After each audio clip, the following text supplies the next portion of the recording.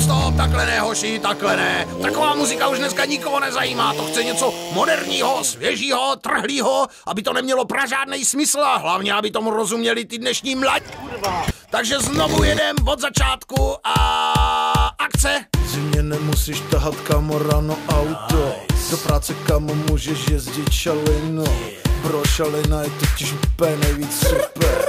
Potkáš tam, kamo, strašnou furt dobrých people.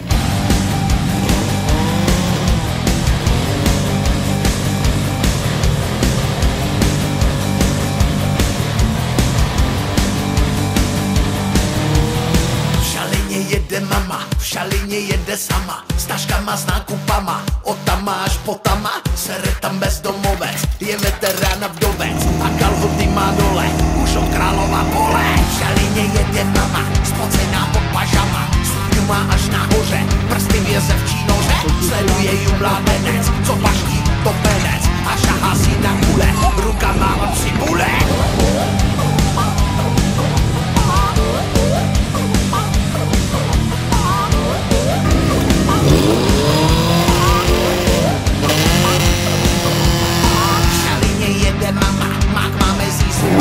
Její jeze v čínore, vyděsí revizora, sedí tam paní s děckem, krmí ho velkým ceckem, říká mu trpaslíku, nechceš radši paštíku?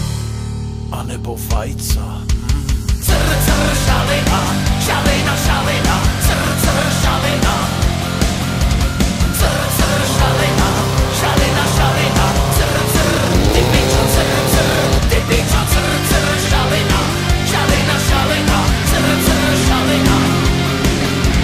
Cr, šalina, šalina, šalina, cr, ty pičo, ty pičo.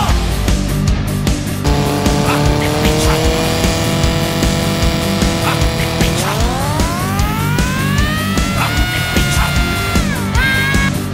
Co ty pičo? V šalině jede tata, chlupatá má varlata, na nohách bagačata, zajebaný od blata, vedle něj stojí žena, má široká ramena, rtěnku a podprsenku, cabana z kalhotvení. V šalině jede tata, právě mu došly data, a tak se na šulinu snaží chytit Wi-Fi, jenom tam dva študáci, vypadají jak čuráci.